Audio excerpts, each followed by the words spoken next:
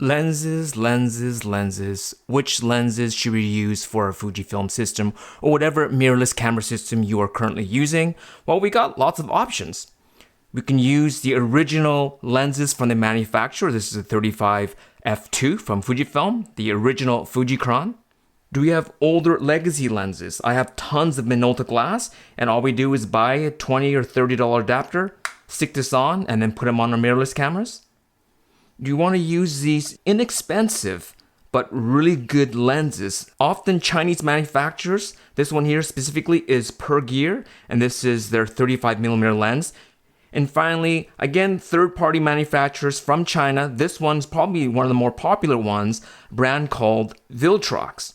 This actually provides autofocus. So we have tons of lens choices. Which is best for you? Let's start the video now. Actually, since we're on the subject of cameras and lenses, today's sponsor is KEH Camera. Now, I thought this would be a good, appropriate sponsored video because does this look familiar? A Minolta X700? Do you have one of these or do you want one of these? Or how about something like a Sony DSLR? This is the famous A700 A-mount, so Minolta Glass works on this. Again, do you have one of these and want to sell it? Or maybe you're actually looking for something like this. What if you're looking for something really unique like this? It's a Minolta 50mm 1:1 macro. Again, do you have a lens like this but you don't use it? Or maybe you're looking for a lens like this. Well, KEH is the perfect place to go and find treasures like these or to sell treasures like these and get some money for them. KEH is the original reseller of professional, collectible, and everyday gear for camera lovers everywhere since 1979. They purchase gear directly from photographers like us. They renew and resell at fair prices, and they truly become part of the endless cycle of creativity, community, and opportunity. Because if you're not using any of these cameras, then I'm sure there's someone out there that wants to use it. And if you want to get into some of these cameras and lens systems, but you don't really know where to look, well, KEH is the perfect place to look. And so thank you, KEH, for sponsoring this video, and let's start the video now. So we already know the advantage of using OEM or original equipment manufacturer lenses. So this is a Fujifilm lens, works perfectly on Fujifilm camera bodies. The only thing is sometimes there are limited lenses. You don't have the same breadth and depth of lenses compared to other camera systems, specifically Fujifilm.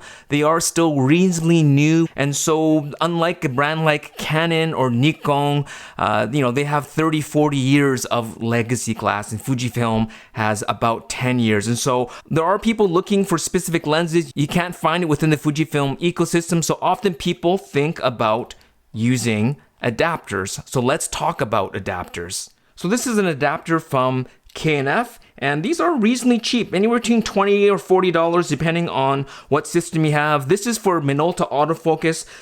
They need this to control the aperture because the Minolta autofocus lenses did not have an aperture ring on the outside. You controlled it with the body. And so here I do have a manual focus lens on the XH1. It is again a K&F. It is the MD to FX mount, and this is a 15mm f1.4. And so you can see right away sort of a little bit of a disadvantage when you do have these mount adapters is that they do kind of add a bit of bulk to the lens.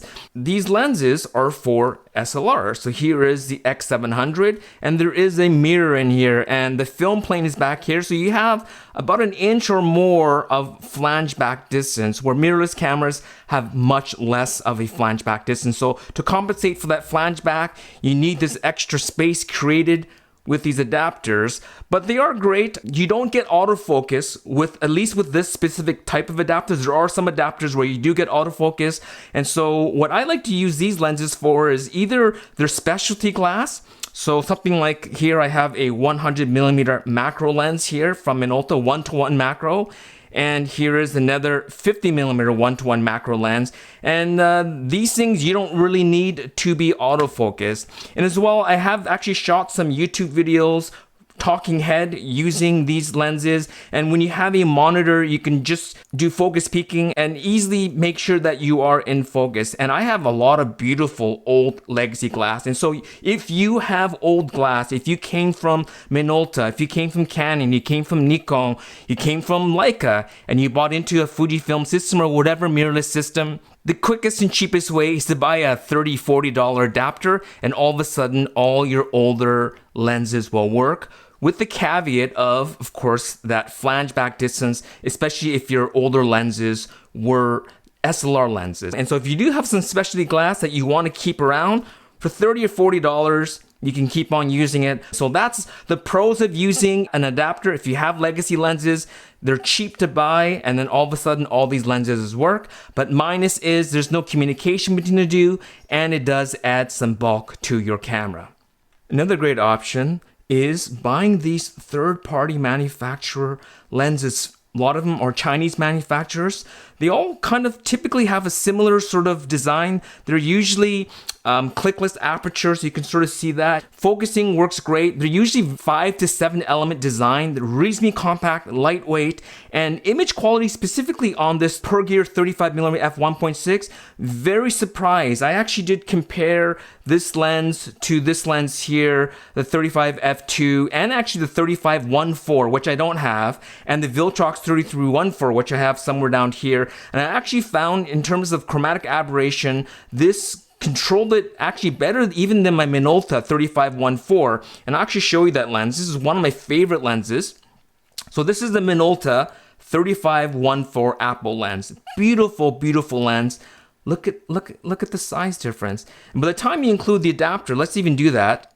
So here's the adapter on my Minolta 35 1.4, and here is the PerGear 35 1.6. So other than that 0.2 aperture difference, I mean, look at the size, bulk, and weight difference between these two. And so if I'm gonna go out and shoot all day and sort of casually, and I have to manual focus anyways between this and my Fujifilm camera bodies, then I'm more likely gonna grab this. Optically, this is beautiful.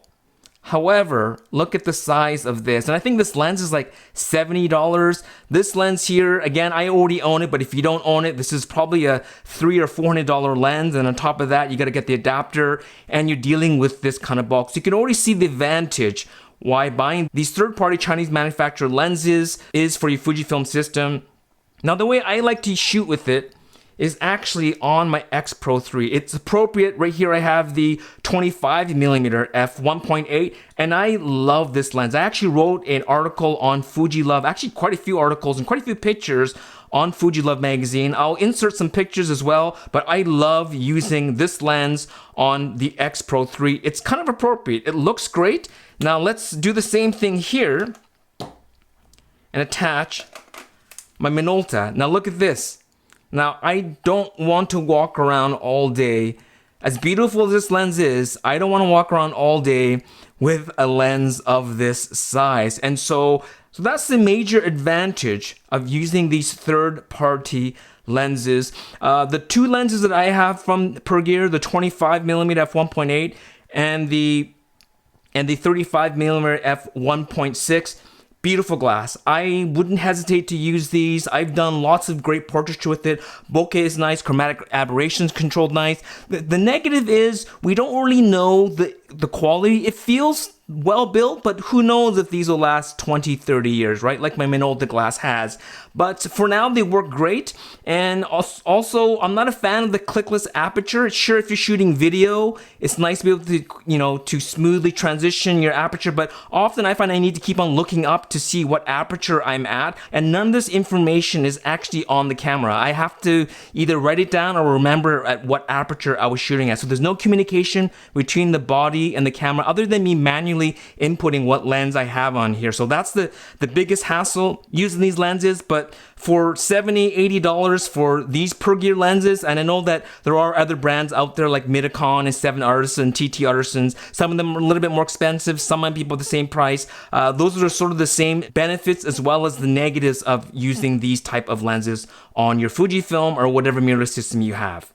Now there's a fourth category of lenses, is, again, Chinese manufacturers making third-party lenses. So I'm not talking about the Sigmas, the Tamarons, and they tend to sometimes cost even more than the original manufacturer lenses. These lenses are still cheaper than the original manufacturer lenses, and there are a lot of benefits to these things. So Viltrox, I have both here, the Viltrox 33mm f1.4, and I've thoroughly tested this lens. This lens is not really my focal length, 56-1.4. I think this is pretty good. I'm getting more chromatic aberration in here than I like to, but I've seen that on Fujifilm lenses as well, right? So this one here, 33-1.4, in terms of lens performance, optically, I actually do think this per gear performs better, but what you do get with this is actual communication to the body. So the camera knows what lens you have on, it knows what aperture you're shooting at, but it is clickless aperture. Again, I wish this was clicked. Everything does communicate between the body and the lens. The only thing is when you update the firmware on these lenses, you do need to use this micro USB connection here, because Fujifilm is not going to let Viltrox to update the firmware in the lens through a Fujifilm body. They're just not going to do it. And so that's one of the negatives of using these third-party lenses. But other than that, everything else is pretty much a plus. I know they make a 23 or 25mm version of this lens. I also have the 85mm, which is great. And then this is 33, and I think there are more lenses coming. So you get autofocus, and in terms of autofocus performance, it's not as good as the 35 f2, but definitely better than the 35-1.4 from Fujifilm. This is quiet, this is reasonably quick, reasonably accurate, and for the price performance, this lens is worth it. And again, the same issue with the per gear. We don't really know the reliability of these lenses long term, but so far this lens has worked out great for me. So let's go through the choices again. Here is the Fujifilm 35 f2 lens here. Here is the per gear 35-1.6 lens right here. Here is the Viltrox 33-1.4. So you can see here, per gear smaller. It's not that light though. It's mostly metal construction. And then here's the Fujifilm 35 f2, which is probably the lightest out of these lenses. And here's the 35-1.4. It's going to be bigger because I think of that f1.4.